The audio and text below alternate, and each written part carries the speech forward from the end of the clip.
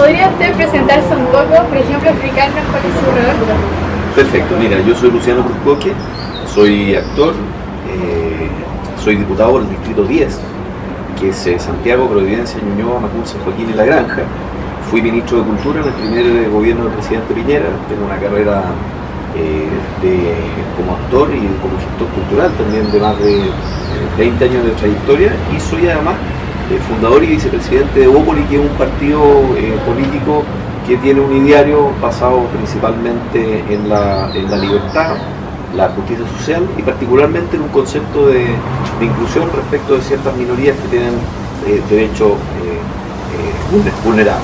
Y esa es más o menos la base sobre la cual nosotros articulamos nuestro trabajo político, tanto en el territorio como en el Parlamento también, donde nos corresponde la tarea de legislar por una parte, de fiscalizar por otra parte y de representar a nuestros electores.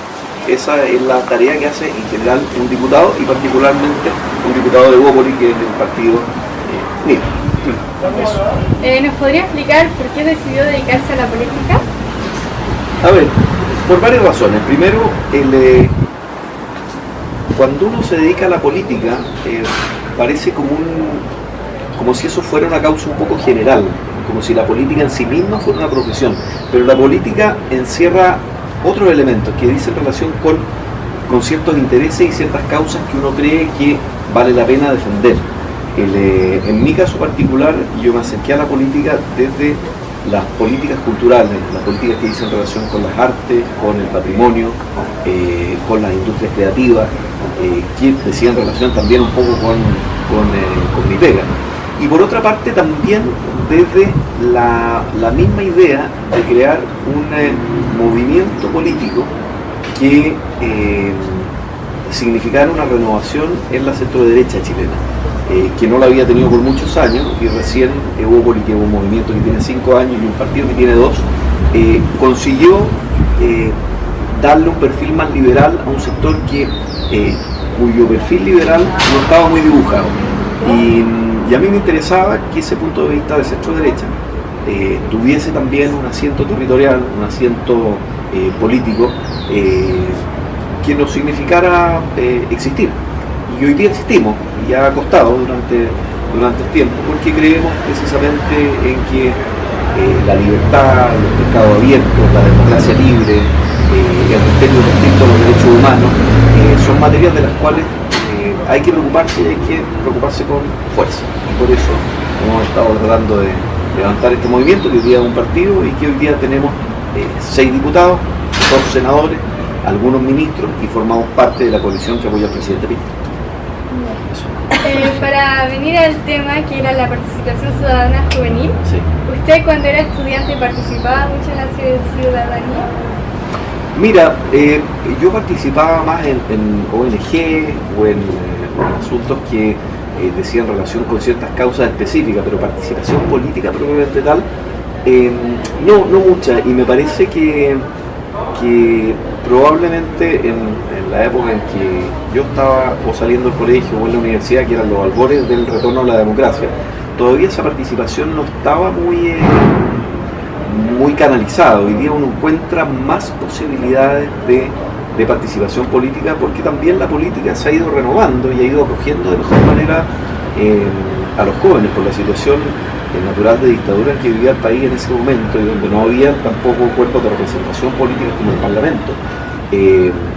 Los partidos estaban principalmente, por ejemplo, representados por sus líderes de carácter más histórico, que eran en general mayores. Y hoy día siento que hay más posibilidades de que la juventud participe, y yo soy muy hincha. De hecho, Evópolis, principalmente por ser también un partido nuevo y joven, tiene una participación juvenil muy alta. Y a nosotros nos gusta. De hecho, esta casa en la que ustedes están, esto es sede en donde además aquí no solamente se habla de política, sino que se hacen asados, se hacen fiestas, se junta la juventud a hablar de distintos temas, porque la juventud hoy día probablemente tiene más herramientas que la juventud que teníamos nosotros en términos de la capacidad de estar conectados y la capacidad de estar informados. Y por ende creo que parte de la didáctica y de la manera en que las personas o los conglomerados políticos hoy día hacen política es precisamente tratando de incentivar la participación juvenil para que se entienda un poco el trabajo político que se pretende hacer. Y eso parte de la base de personas jóvenes que se están formando hoy y que van a ser líderes de mañana. ¿Usted cree que los colegios preparan suficientemente bien a los alumnos para la participación ciudadana? No todos, pero a mí me parece que la Alianza Francesa los prepara bastante bien, pero los prepara bien también en una... A ver, hay mucho que cuestionarse hoy día respecto de cómo se educan los jóvenes o cómo se educan los niños.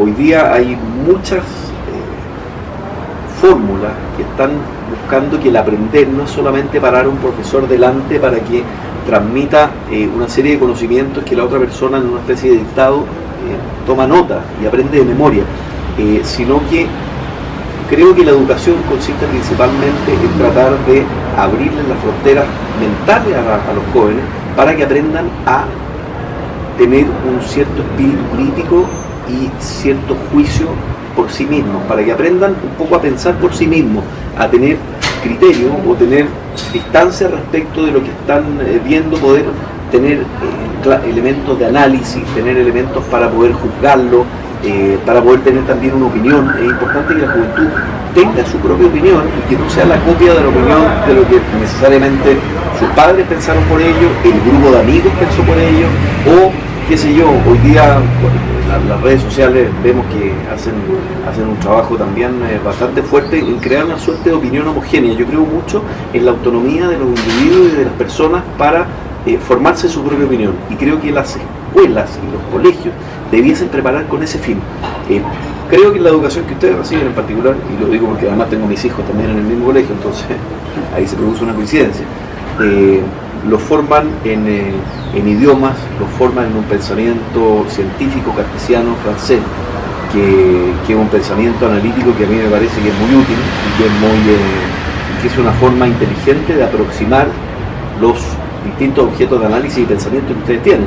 Entonces me parece que el Colegio de la Nación Francesa salen en general bastante preparados, y de otros más también, pero creo que en términos generales a la juventud, más que enseñarle a pensar por sí misma, se le enseña una lista de supermercados, cosas que deben saber y que finalmente no tienen eventualmente una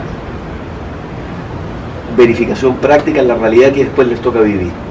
Y yo creo mucho que hay que formar el carácter, creo mucho en que hay que formar el juicio crítico, y creo mucho en que hay que formar también la capacidad de análisis. Y siento que algunas disciplinas, como las disciplinas artísticas o musicales, por ejemplo, para eso sirven mucho. El conocimiento de idiomas para eso sirve mucho. El tener método, orden y disciplina sirve mucho. Y sobre todo, una cosa que yo vengo peleando con mis hijos, la lectura sirve mucho. Y las generaciones no son malas para leer, o les gusta leer cosas cortas, y estamos todos acostumbrados a este aparato, que es fantástico, pero que es bastante inmediatillo. No hay lectura reflexiva ni crítica acá.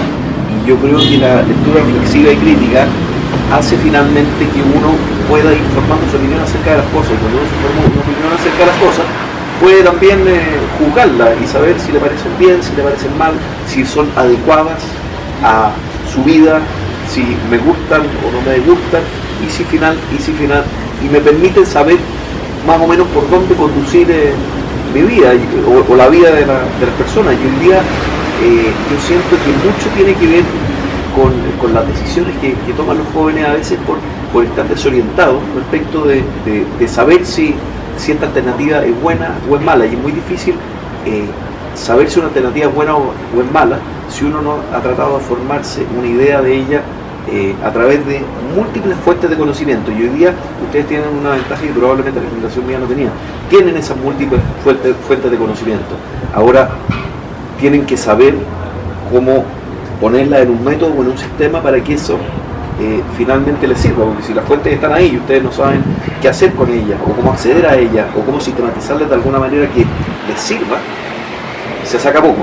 Entonces creo que la formación consiste en eso. Y según usted, ¿cuáles cree que son los métodos para motivar a los jóvenes a participar en la ciudadanía? Bueno, primero hablarles en un lenguaje que puedan entender. Y no se trata de que a los jóvenes haya que hablarles siempre como en lenguaje entretenido. Y a veces los jóvenes son capaces de hacerse preguntas tremendamente interesantes. Yo en general, cuando en mi casa es donde quedo, y no en el Congreso, ni en la moneda, ni en la política, ni con los periodistas, yo las preguntas con las que quedo más offside son con las preguntas que me hacen mis hijos a veces, que son preguntas totalmente a veces ingenuas, que son preguntas genuinas, ¿eh? Y donde hay que esmerarse un poco en tratar de dar respuestas que tengan algún sentido, de buscarle un cierto sentido a las cosas. Yo creo que los jóvenes entienden bien cuando uno les explica las cosas, no solo de manera entretenida o didáctica, sino cuando les explica cosas que tienen un cierto sentido lógico y así tú logras también entusiasmar. Siento que a veces nos falta darnos el tiempo. Todos los estudios demuestran, por ejemplo, los estudios de lectura infantil, que cuando un padre le explica a un hijo, o un abuelo le explica a un nieto, o un apoderado le explica a la persona que tiene a cargo, o un profesor se esmera en tratar de hacer bien su clase, en general recibe la atención que merece y consigue resultados bien rápido. Me parece que nosotros tenemos que dejar de ver a los jóvenes como pobrecitos que andan cada uno en su onda, que les podemos explicar cosas que nunca van a entender porque al final todo va a ser una lata para ellos y que no están ni ahí. En la época nuestra se dice, ay, no estoy ni hoy día, no sé qué, cómo se dirá, pero no sé quién me dice Tomás, mi hijo, que dice las cosas espantosas. pero yo creo que si uno explica con ganas, con intención, con sentido de lo que quiere lograr, puede lograr interesar a personas jóvenes. Los jóvenes están en un momento, el único problema de ser joven en general es que el mundo está demasiado abierto y uno no sabe mucho por dónde acotarlo, entonces tiene muchas alternativas. Yo ahora mismo me cargaría volver a los 18 años o a los 17 y tener que ver qué voy a estudiar y qué voy a elegir. A mí fue una época tortuosa y difícil y había muchos procesos en mí que estaban cambiando y que me dificultaban tener las herramientas más consistentes que uno va adquiriendo en la adultez. En la adultez como que uno va diciendo, mira, este soy yo, me conozco más, voy por acá, estos son mis intereses, esto lo descarto, sí, esto me gusta pero me gusta menos. Pero si uno tiene que tratar de buscar buenos maestros, buenos guías, y sobre todo algo que en Chile nos cuesta mucho y que en Francia tienen bastante, que es muy bueno. Yo siempre he sentido que Francia es una sociedad de la admiración, admiran mucho, tienen panteón, fueron un imperio, era una cosa como muy de alguna forma grandiosa, pero tenían también grandes líderes en la literatura, grandes líderes políticos, grandes líderes en la ciencia, creo, grandes poetas. Entonces creo que uno tiene que ir mirando también lo que los americanos llaman role models, modelos de rol.